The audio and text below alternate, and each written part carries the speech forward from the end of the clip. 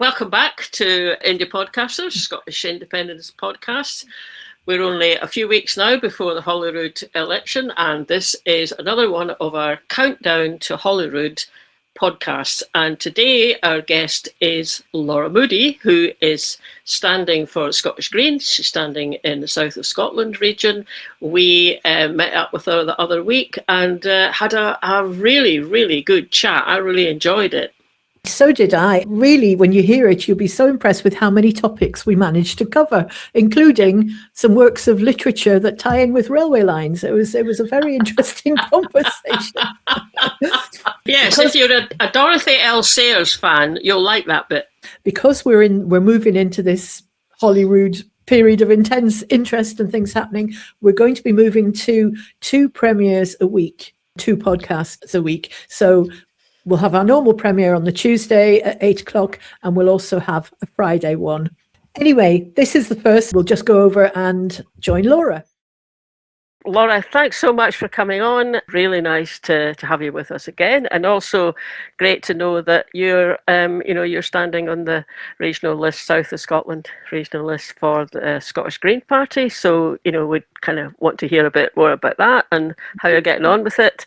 So I follow you on Instagram, so I see your posts, and I sort of go, "Oh, you're in Galashiels one day and Langham another day," and I did think, "Wow, you're really clocking up the miles as you campaign." So you're obviously busy. Is it going well? Yeah, it's going really well. Because we're a small party and we don't have the money of the other parties, we rely a lot on ground campaigning. And this is the first campaign I've done where absolutely every branch is out there chapping doors, throwing all they can at it. So that's been really exciting to see. But also we campaign all the time. So the first day of this campaign was the day after the count for the last Holyrood campaign. So it's sort of stepping up gears, and it's been really great. Now the election is really on everybody's radar. You can absolutely see that sort of skyrocketing enthusiasm. And this coming weekend, for the first time, we'll have people out and about in absolutely every branch that's in the region. So I had to do a little video to say where they all were, and the hard part was memorising all the places. Lochmaven, Leithen, Duns, Draven, Pennycook, the everywhere, which is really great to see. And it's fantastic to see the enthusiasm and the numbers of folk that are turning out for us. It's slightly confusing, but we've had quite a big boundary change for South Scotland. So I was a candidate in 2021, and then we did a lot of campaigning in East Lothian, and now East Lothian isn't in the region at all, but South Lanarkshire all the way up to East Kilbride is. So it's a massive area to try and cover. Yeah, well, hugely different in terms of its makeup as well, the type of communities. You've got big towns like Ayr, Kilmarnock, Dumfries, and then you've got the sort of more rural communities as well. How do you adapt to those differences? Well, this is the big advantage of having branches in every region. So I really rely heavily on those branches and those local members telling me what's going on the ground locally. It's a bit of a tricky one because everybody likes the idea of having a local candidate, but obviously for a South Scotland region that covers such a big landmass, you can't be local to everybody. But what you can do is try and be aware of the differences between different areas and what local priorities are. But to be honest, in this campaign, the big priority I think everybody has is the cost of living, and so that is something anyone anywhere in Scotland can understand. Transport's a big issue across the south, and that's something I've campaigned on a lot. And then people just looking for things to improve the climate and environment, really make progress on that, because it feels like we've gone backwards a bit, or certainly stalled over the last couple of years, when we really need to be stepping up progress. Yeah. I mean, it's just really interesting, but it's good to kind of get a sense of those overarching ones. I mean, as you say, people campaigning in Glasgow are probably going to come up against those same issues, cost of living and what have you. But the one about transport's interesting. I mean, I saw what you said on Instagram about reinstating those railway lines. And because as it happens, a couple of years back, we had a week's holiday down. It wasn't in Stranraer, it was near Stranraer. I've never been to that part of Scotland before. I was partly aware of, it's quite a long way down, isn't it? You referred in one of the posts to one of the Dorothy L. Sayers books. I'd read it not that long ago. I read it, and I'm a fan of hers, but I'd never read that one before. And I was really aware of all the train journeys that were happening, and I was even getting to the point of getting a map out to find out where these people were going and who might be, the murderer and who might not be. But I mean, if that could come about, I mean, obviously it'd be a long-term project to get it going. But the new railway from Edinburgh south down to Galashiels, is it? I mean, that's been so successful, so it'd be fantastic. Yeah, every rail reopening project that has happened in Scotland has massively exceeded expectations in terms of user numbers. And so you're like, well, let's do more of that. We know that every pound that we spend investing in the railways brings back at least £2.50 into the economy. So, that's a good return on investment. So we should be doing more of that. We've seen the massive success there's been with Borders Rail, with other reopening projects. We had the Leven line recently reopened, the Bathgate Airdrie link between Edinburgh and Glasgow. Alloa one's local to me. That's transformed Clackmannanshire. And they make such a massive difference to local communities, far more so, in my view, than road building projects, which are often just more of the same, building the same thing bigger. And road building is a lot more expensive and a lot more disruptive. So I've been campaigning on the Dumfries Stranraer line for a long time now, and there are other rail reopenings in South and other rail investments in South that we need to see.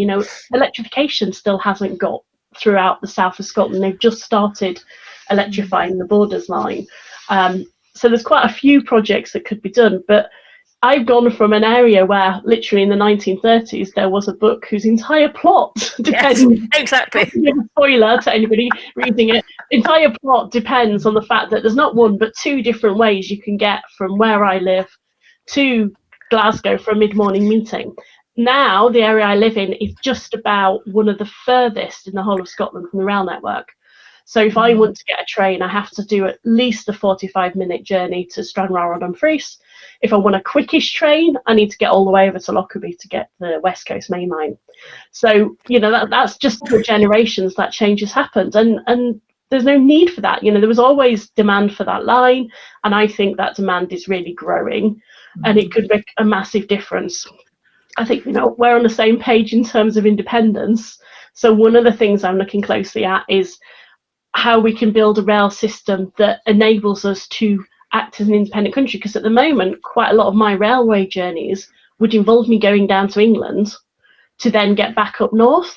And one of the things if we extended the Borders line and if we reopened the Dumfries Stranraer line, particularly if we followed a very specific route that I won't go into detail, it would for the first time enable a cross-country rail route from Edinburgh, Rosyth, the ports up there, to Stranraer, Cairn, Ryan, which would give us that crucial through route for freight between European hubs, between Scandinavia and Ireland via Scotland, without going into England. Yeah. So for me, there's a real, if we're serious about building an independent Scotland, we need to be thinking seriously about these kind of infrastructure projects that wean us off reliance on English or UK infrastructure. That's a really interesting point, actually. And it's one that's come up quite a bit recently in discussions we've had. The most recent one was to do with the Scottish government bonds issue. There's nothing built into that. Well, what if there's an independence event happens during the lifetime of this bond, even as a sort of impact assessment? So delighted to hear you're looking at that. I mean, it's really quite good timing, I think, for the Greens this year. I hope you're finding that out and about, because the thing that struck me with the success of Zach Polanski and the profile of the Greens in England and winning that by-election, there's sort of more visibility than ever before. But also, if there was ever a time to think we shouldn't be reliant on fossil fuels, it's at a time when the world has been held hostage by whether they can move oil up and down the Straits of Hormuz. I mean, surely that must be a gift to you guys in terms of campaigning. Yeah, so you can see behind me, I've got my more wind, more peace poster, because it's true. We have this huge renewable energy resource.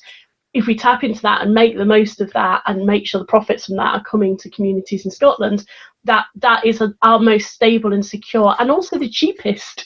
And at the moment, we are hugely at risk from these price shocks, which are happening more frequently anyway because we've got a mature basin and there's less, it's a finite resource, however big that finite resource might be, and obviously the world is becoming increasingly volatile. We can have true, genuine energy security in Scotland, but it is going to take a huge amount of investment, and it is going to take real commitment to making sure that that money and the benefits of that are felt by local communities. At the moment, we still have quite an extractive model in our development for renewables, where we have big multinational companies come in, they build this infrastructure, most of the profits are getting sucked out and going straight back overseas. We need to build a model where more of that money is captured, not just for the exchequer, but also for the local communities that are hosting this infrastructure. Other countries have managed that. There's no reason we can't do it, but it is going to take a lot of quite smart, careful thinking, because obviously we're in this area where part of the energy system is reserved, a big chunk of it, part of it is devolved. So not everything we would ideally want to do is in the gift of the Scottish Parliament, but that doesn't mean we should give up and not take the actions that we can make. The Greens have always been about being bolder and trying to really push at the limits of devolution, and sometimes we get unstuck with that. We saw that in this Parliament with DRS and the gender recognition reforms, but I'd rather us push and go as far as we can and force the UK government into taking a no you canna stance than be far too mild, because I don't think we serve the Scottish public very well if we are not being bold with and trying to do the most we can with the powers that we already have. I think that's such a smart sort of move. I mean, particularly the deposit return scheme, it infuriates me every time I see a can lying on the pavement. I think, and I personally curse Alistair Jack to the gods, every day. I mean, it has been, obviously we've had the very, very long court case, and I don't think there's going to be an appeal, but you never know. But that whole thing was so avoidable and so frustrating, and it had been such a long time coming, and we were so close, and for what? It's all been kicked into the long grass. We're now even further behind our European neighbours, and the litter problem is only getting worse, and councils are only more stretched trying to deal with it. Immensely frustrating. Every time Fiona goes on holiday, she was on holiday in Finland recently, and then been in Norway, and I get photographs back of, look, this is how they do the recycling, and you put the thing in there, and then they give you a token, and then I can go and spend it. And it's just it was so disappointing, and it just seemed to be, I don't know, revenge almost, and which was frustrating because it was something that all the parties had agreed to. It was agreed way back in before the last election. So I find it incredibly disheartening and quite disingenuous when kind of party politicking comes into these things, when you're like, well, there was consensus here, why isn't there? There should be a way to resolve these things, but clearly in that case there just wasn't. There was no moving past the block that they eventually used to stop it. Yeah, and I think having Edward Mount in charge of the Net Zero Committee at the time it was being discussed was a barrier before you even start. He was talking about, but what about this poor, I forget what company it was, big drinks company, they're going to have to put labelling on all the bottles. And I think that is a pan-European country. They do that in every other country in Europe. Why would it be a problem in this one? But can I just ask you then, that point about pushing the boundaries of devolution, which I am absolutely in favour of, do you have another couple of examples? Because there's a sort of little gap, I think, between the government saying this is as much as we can do because we're devolved, and the Greens saying you're not using all the powers you've got. In fact, Labour say that as well, don't they? What are things in that gap you think that could be more progress being made on that currently is not happening? Certainly there's a lot on community energy that I think we could do more of. There's a lot of technical detail behind there, and it's acronyms, and but there is more definitely that we can do with the powers we have in terms of tackling climate and nature emergencies. also being a bit bolder with long-term funding. So obviously we have the challenge that the Scottish Government gets its block grant set every year. So it's very hard to do multi-year funding. But I think we really are getting to a point where we need to bite the bullet and find smart ways, perhaps using the investment bank or other tools, maybe sort of insurance-y type schemes almost being set up, so that we can give people at the end the surety of ongoing multi-year funding. Yeah, I live in a rural area, and for me, that's going to be something that's really critical for farmers and agriculture. We know that we need to make this shift, and we've set up through the recent Agriculture and Rural Communities Bill the sort of framework for legislation of moving to more nature-friendly farming. But for farmers to have the confidence to make that switch, we really need to be giving them the confidence that they're going to get funds every year, and that funding is going to change to encourage them to move to the more regenerative practices that we really want to see farmers move to. So yeah, it's that sort of being nimble and thinking about different ways that we can approach the problem, because the status quo can't really hold. We actually saw a little bit yesterday. There was a very interesting article on BBC News website actually about the assisted dying legislation. And unusually for the BBC, there was an acknowledgement at the end of that article about the fact that that piece of legislation, had it passed, was another area where you were really pushing at the limits of devolution. Yeah.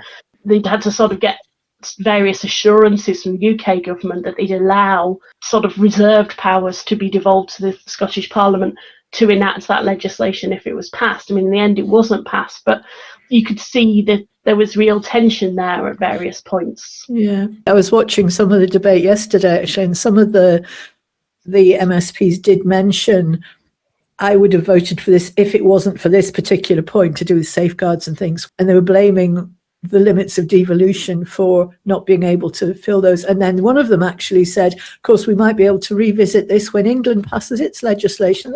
What's the point, of having our own parliament when that's... Well, yeah, and there's absolutely no... I mean, and essentially the English legislation has ground to a halt in the laws. Yeah. That is going to be timed out. It's not going to make the progress.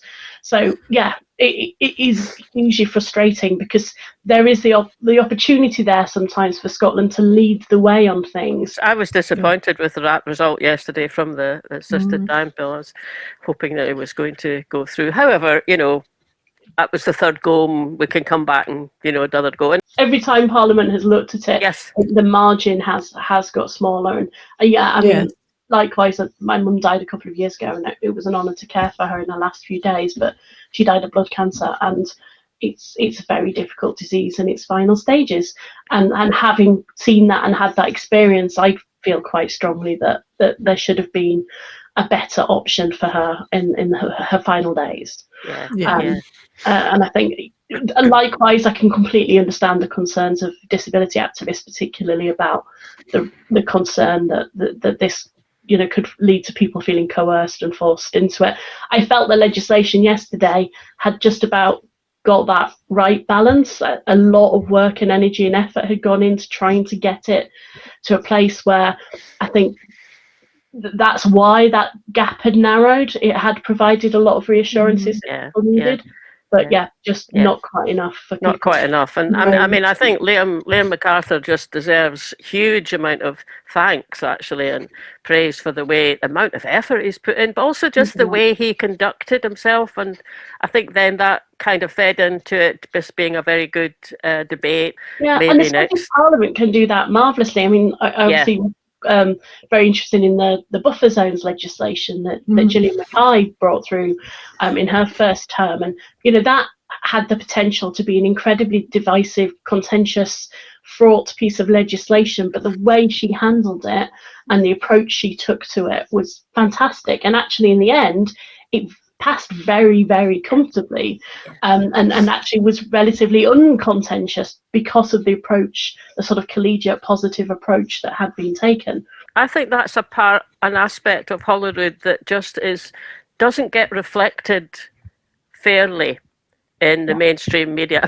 Well, there's a lot of things that don't get reflected fairly in the mainstream media, but usually they're to do with the independence and constitutional kind of matters. But actually, I think that's another thing that just but people don't kind of pick up on the fact that there's a lot of overlap and there is a lot of working together. And yeah, then of course there's First Minister's questions, which has got more and more kind of antagonistic in a way It's that just attack the First Minister, isn't it? Yeah, it just didn't used to happen. Well, it did happen, but it was a bit more friendly somewhere. It's really interesting. So the Scottish Parliament has always been designed to be multi-party democracy, people working together.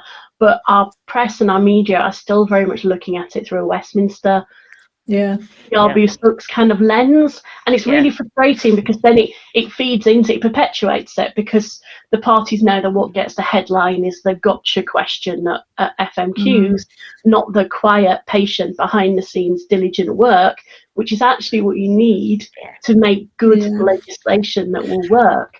And what you often see in the committees as well is much more, having just dissed the net zero one, often what goes on in committees is really collegiate and constructive. Is it disappointing then that you've then got John Swinney's current, you can be independent if it's both votes SNP and an SNP majority, because that is leaning into the Westminster style first past the post system, which I personally think is disrespectful of a PR parliament, but it's also disrespectful of other pro-indie parties such as yourself. Is that a big issue in the Greens or not? It is counterproductive. I mean, I would say every party is going to go into every election wanting every vote for themselves, obviously. So on that basis, both votes SNP, fine. Obviously, I think the problem I have is when people are trying to claim that position is some sort of clever gaming or master strategy, and it's like, well, no, it's not. It's just trying to get every vote for yourself. I think particularly in this election, this is a high stakes election because this is the election we are almost definitely going to see Reform getting in. And we know from the polls that Reform are really are going to get their seats from the list. All the polls recently are showing the SNP getting a lot of constituency seats because although their vote share has fallen, as you would expect after 20 years in government, the vote shares of their competitors, main competitors, Tory and Labour, have cratered. And the Tory and Labour vote is going to Reform. So the SNP are going to shoot up the middle in most seats. The exceptions actually are the few seats where they're up against Lib Dems or Greens as the next alternative. So because of that, they're going to end up being massively overrepresented just by their constituency seats. So they're even more unlikely than previous elections to get people on the list. So they only got one list MSP last time, I think. And that took 127,000 votes to get in. That's a lot of votes. And there were 750,000 SNP list votes that didn't elect anybody at all. Now, if you are all in for the SNP, you vote for them on both lists. But my big concern this time round is that Reform's pathway into Parliament is going to be smoothly laid out for them by a yellow brick road of SNP list votes. And the way to stop that is to vote for the parties on the list. Now, obviously, I'm going to say vote Green. But you know what? Even if you don't like the Greens, even if that is not your independence isn't your priority, the environment isn't your priority, whatever, you should be looking at other parties in the SNP for that list if you want to stop Reform. And that's the only way it's going to be achieved. Now, it could be that John Swinney is looking at the next election and thinking, well, it'd be quite nice to face Malcolm Offord over the dispatch box because he's inexperienced, Reform are going to be chaotic and incapable. That's going to lead for an easy ride. But that is not going to help the country. And that is not going to help any of us to have that level of chaos happening in Parliament. And I think, there's got to be a decision made. And I think a lot of voters are making this decision. It's certainly, when I'm speaking to people on the doorsteps, I know it's total cliche, but more people's votes are up for grabs than ever before. A lot of people have still not decided. Now, some of those people might well end up voting for Reform, but a lot of them are asking for, well, what's the best way to stop Reform? And so, we're having these conversations.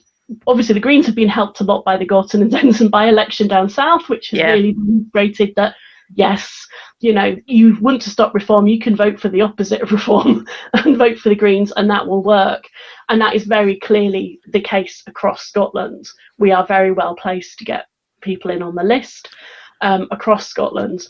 But yeah, wherever you are, whatever your priorities are, just think really carefully when you're casting your list vote, because yeah, it could make a real difference to the outcome. Even if you're not casting that vote for reform, you could be helping usher them in.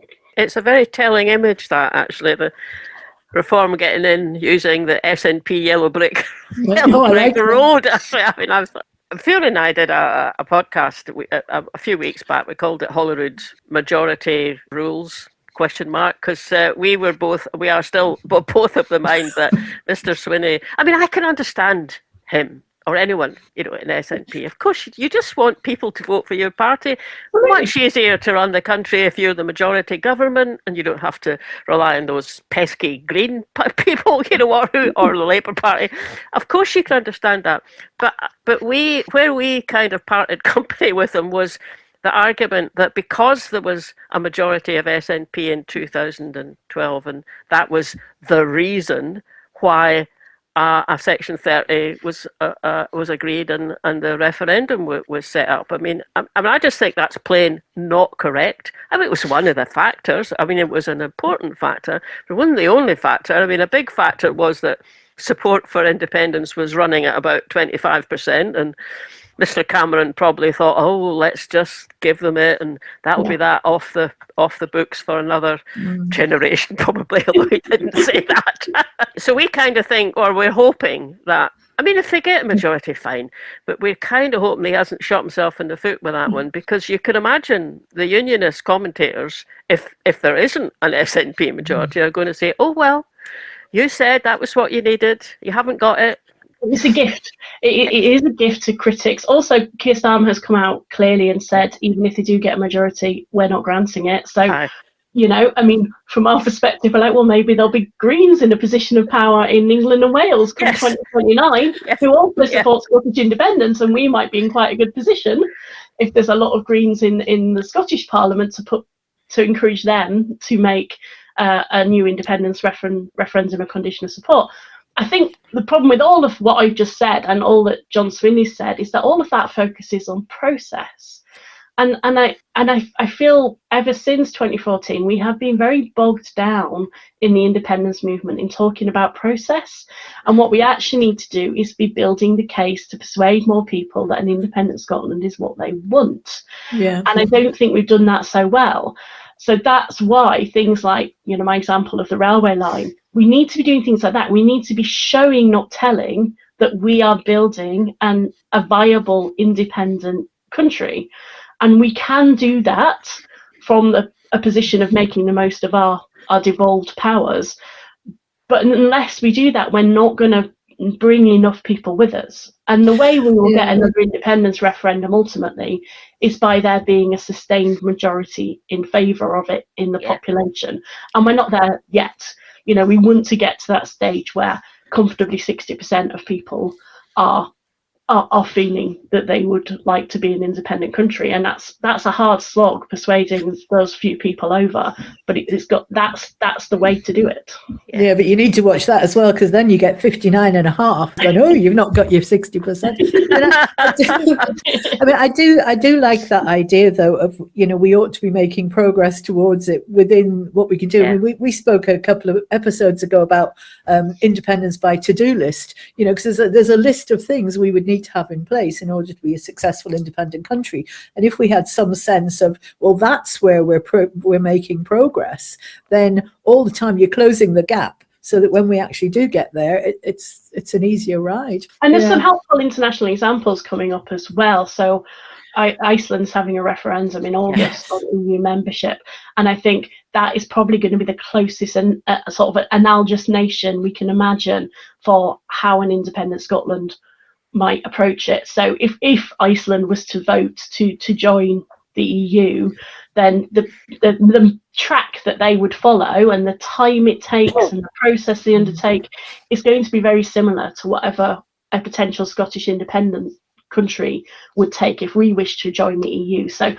that could potentially be quite helpful to Scotland to sort of model a transition and what does it actually look like if a sort of functioning country, a well-established democracy was to join the EU, how long does it take? What do they need to do? What boxes are they having to tick? Because they have their own currency, so they are slightly areas where they're ahead of us by virtue of being independent. But in terms of process for the EU. It's a good example for us, isn't it? Because of Iceland being in EFTA at the moment. And although, I mean, Fiona and I's friends who are members of Yes for EU group, they tell us that actually on their stalls, no one ever asks about EFTA. They'll ask them about the EU, and you have a conversation about what happens, and the EU immediately offer an agreement, kind of trade agreement kind of things for anyone they're talking to about joining. So, but there is still a lot of, well, maybe it's louder. I think there's a small, loud group. Small and loud kind of group of, Yes supporters who immediately will come out and go for EFTA. I'm not saying there's not a reason. Look, there's something there to think about. But if Iceland starts talking up to about the EU about joining, then that's one. That only leaves. Well, Switzerland and Liechtenstein are both very. Well, Switzerland's not quite so small, but they're very particular kind of countries, and they're very particular, arrangements that they have with the EU. That just leaves Norway. And I was reading the other day, like Norway is the closest you can get to being in the EU without actually being in the EU. And I mean, I heard an EU commentator sort of saying, well, if Norway was to ask, it might only take a few weeks to talk to them about joining because they're all so close to it anyway. So, if Iceland did opt to join the EU, how viable is EFTA going to be in the long term as a grouping? Well, it also looks at why would we as a country want to ally ourselves if our only trade party was Liechtenstein? It just doesn't seem to make any sense. Yeah, quite. I mean, and the Scottish Greens have always been very clear that we'd like to be an independent Scotland within the EU, and we would be a moderately sized European country in that wider scale. And prior to this, the only examples of accession countries have really been quite tricky ones that haven't been easy to map over. Obviously, the Balkan states, and post Yugoslavia and things. And you're like, well, they managed it on quite a curtailed time frame, and that was coming out of a war and all the rest of it. So that's been a model to look at. But I'm really interested to see what happens with Iceland. Yeah. So let's look ahead, and there's Laura Moodie, MSP. What are your own interests in terms of what you might want to put effort behind? I mean, obviously there's a transport issue for not just for the south of Scotland. Is my big thing. So I'm a bit of a transport geek. So as well as the railways, I'm also chair of a local bus users group. And so I've been working with Better Buses, a sort of national campaign to improve buses. Public transport in my area is terrible / non-existent, and it really needs invested in. It really needs improving. There's no reason why we can't have better bus services in rural areas, and that's been a big thing for the Greens. I'm very jealous of Ariane in Highlands and Islands, and they've got their £2 flat bus fare cap. Which I'm really interested to see what difference that makes, because bus fares in rural areas are no joke. They're really expensive, and that can save quite a lot of money from family budgets. I'm excited about the childcare policies we've announced. Again, being in a rural area, one size fits all childcare doesn't necessarily follow over. So I'm really keen to see that we maybe have some smarter policies for rural communities that look at minimum service kind of guarantees for core things like bus services, like access to GPs and dentists, like childcare, where you can't just roll out funding equally per pupil across the country, because they're just, in rural areas where there's only a few people should be able to still access wraparound childcare, but it's not provided locally because it's almost all delivered via school nurseries and that kind of thing. So quite passionate about it. I've got 4 kids. My oldest has just gone off to uni, so obviously childcare and all things attendance to children are quite important to me. So education obviously is quite key, and especially access to a real range of education for people in rural areas and youngsters in rural areas. And nature, climate. We've got a tiny bit of land, nothing, a field basically, which we've chosen to rewild and restore nature in. But we've raised animals before, and I would like to see much more funding and money coming to local food networks and market gardeners, so we can get more self-reliant for food, not just meat and dairy, which we can produce at scale, but also things like vegetables, and making sure that we're breaking the monopoly of supermarkets so that there's more local supply. Community benefit. Community building bill. It'll be interesting to see how that's implemented. So Scotland's the first country to really adapt this into law. The bill itself isn't all that big and detailed, so I think it's open to quite a lot of interpretation. So I'm a bit concerned that some interpretations of it might just mean council procurement methods, which is fine, but I think there is a possibility, there is the kernel in community wealth building, the actual philosophy and the bill, to go much further than that. There was a case in South Scotland not that long ago, a really frustrating one, where there's a brilliant organic dairy in Ayrshire, Bill Burns country, and they used to supply the local schools.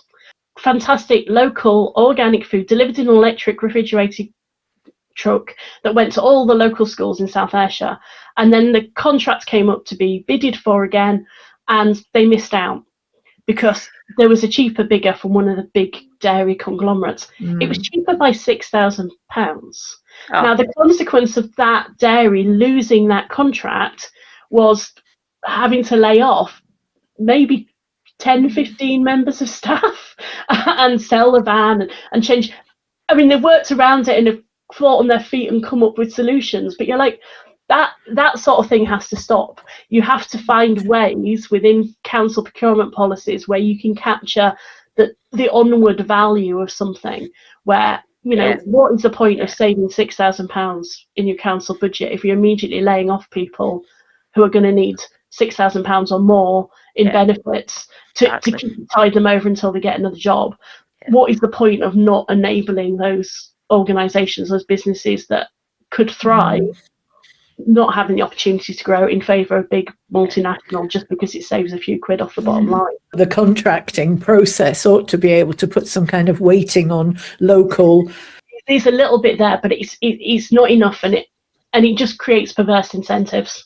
And makes, you know, encourages the big businesses who can afford to undercut. Yeah. So there are smarter ways of doing it. So the Community Wealth Building Bill has possibilities for there, but it's a bit like the Agriculture and Rural Communities Act. There's lots to happen in this session of Parliament that will underpin that and actually deliver the promises in these big framework pieces of legislation to make them actually happen on the ground. And I'm quite interested in seeing where the potential is to make those have an impact. Yeah, it sounds like when you're there, let's just make it a when.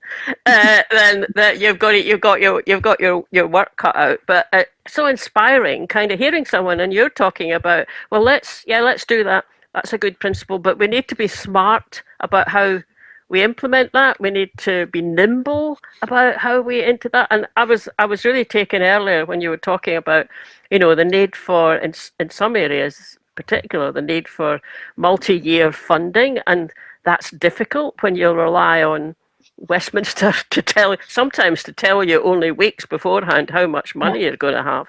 There's a lot of joining up the dots, I think, that doesn't always happen or doesn't always get seen to happen in Parliament. And we often have really great bits of legislation, but they don't get implemented or they don't get used to their maximum. So I think there's a lot of good work that can be done by just being a bit braver and a bit more diligent in, you know, there's a lot of focus on work on make this amendment, pass this bill, get this legislation over the line. But then what happens once it's there? How many of these tools do we actually pick up and use or use to make Scotland a better place? Well, we'll be keeping an eye out to see exactly the answer to that question. It's just been great talking to you, actually. Really, really appreciated it. Yeah, really, really good. We keep our fingers crossed. You know who we'd be voting for on the list if we lived down there, but unfortunately we don't. So well, best of luck anyway. Thank you very much. Lovely to speak to you both. I hope you agree that was a really interesting conversation with Laura. We thoroughly enjoyed it, and we got round a lot of really important topics. We're still going to be focusing on the Greens this week when we've got Ariane Burgess, who is Highlands and Islands. So between Laura on southern Scotland and Ariane on Highlands and Islands, we've got the entire extremes of the country. Nobody can say we're focusing only on the Central Belt. Join us again on Friday. Thanks for listening, everybody. I hope you enjoyed that. If you want to make sure you're following us and subscribe to us, then you get notified every time we put something new out, so you don't miss anything. That would be great.